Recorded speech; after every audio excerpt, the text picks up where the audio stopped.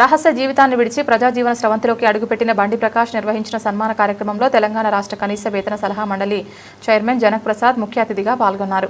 ఈ సందర్భంగా జనక్ ప్రసాద్ మాట్లాడుతూ బడుగు బలహీన వర్గాల అభ్యున్నతికి ప్రభుత్వం చేసే ప్రయత్నాలు విఫలమైనప్పుడు వారి హక్కుల కోసం కొంతమంది వ్యక్తులు అజ్ఞాతంలోకి వెళ్లి పోరాటం చేయాల్సిన పరిస్థితులు ఏర్పడతాయని అన్నారు. అలాంటి పరిస్థితులు ప్రజాస్వామ్య వ్యవస్థలో బాధాకరమని, అయితే సమాజంలో ఉన్న అసమానతలు, అన్యాయం, నిర్లక్ష్యం వంటి కారణాలే వారిని ఆ దారిలోకి నెట్టాయని పేర్కొన్నారు. కార్మిక చట్టాలు చూద్దాం. మన మోడీ గారి ప్రభుత్వం 4 కార్మిక కోడ్లు తీసుకొచ్చింది. అది పూర్తిగా కార్మికుల్ని కట్టు బానిసలు చేసేటువంటి చట్టాలు. వాటి మీద ఇస్తే కోపం అవుతుంది.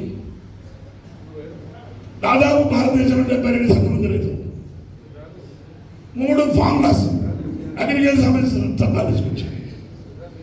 ఆ చట్టాలకు వ్యతిరేకంగా పంజాబ్, హర్యానా, ఉత్తరప్రదేశ్లో 11 ఏళ్ళు ఉద్యమం చేస్తే 700 మంది రైతులు చచ్చిపోయింది. అప్పుడైనా జాతికి శ్రమమని చెప్పి చట్టాలు ఉపసంహరించుకున్నాడు. నిన్నగా ఉన్న 5 రోజుల కింద అమెరికా అధ్యక్షుడితోని భారతదేశం చేసుకున్నటువంటి అగ్రిమెంట్ పూర్తిగా భారతదేశంలో ఏ ప్రజలకి హక్కు లేకుండా చేసే అగ్రిమెంట్. మనం అగ్రికల్చర్ నిర్వీర్యం అయింది, ఎనర్జీ పాలసీ నిర్వీర్యం అయింది. ఇటువంటి అగ్రిమెంట్లు మీరు చేసుకుంటే ప్రజలకు ఇబ్బంది చేసినప్పుడు ప్రజలు కోపం అక్క చేస్తే పోరాటం అణచివేస్తాము తప్పంటే నాకు అర్థం కాదు. మనస్ఫూర్తిగా నేను చెప్తాను. మీ ఇప్పుడు కూడా దయచేసి ప్రకాశం చెప్తాను. మీరు జనరేటర్ మీకు మాకంటే చాలా ఎక్కువ అనుభవం. మీరు గతంలో ఉన్నప్పుడు ప్రజా సమస్యలు మాకంటే దగ్గరగా చూసుకుంటారు. ప్రజల విశ్వాసాన్ని పొంది ఈ రోజు ఉండగలిగారు. రేపు జనజీవన సమస్యలు వచ్చి కూడా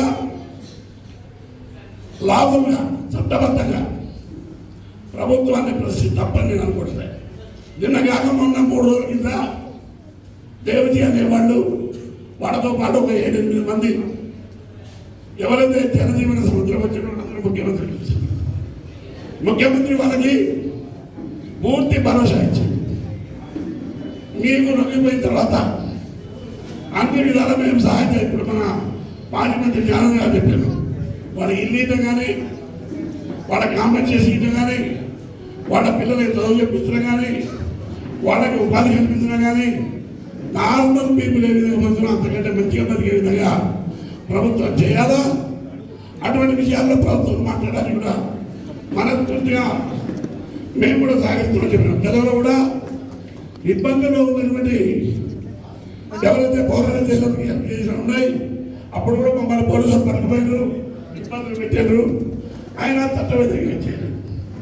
రానున్న రోజుల్లో మీరు కూడా ప్రజా సమస్యల మీద ప్రభుత్వాలతో అదేవిధంగా మేనేజ్మెంట్తో పోరాడి అన్ని విధాలు న్యాయం చేస్తారని, అన్ని విధాలా మీకు మంచి జరగాలని నాకు ఈ అవకాశం మీ అందరికీ తెలియాలి. Thank you sir. ప్రభుత్వాలైనా తననైనా ప్రశ్నించాలని చెప్పినందుకు దయచేసి కూర్చోండి. ఇప్పుడు అయిపోయింది, ప్రకాష్ అన్న మాట్లాడతాడు.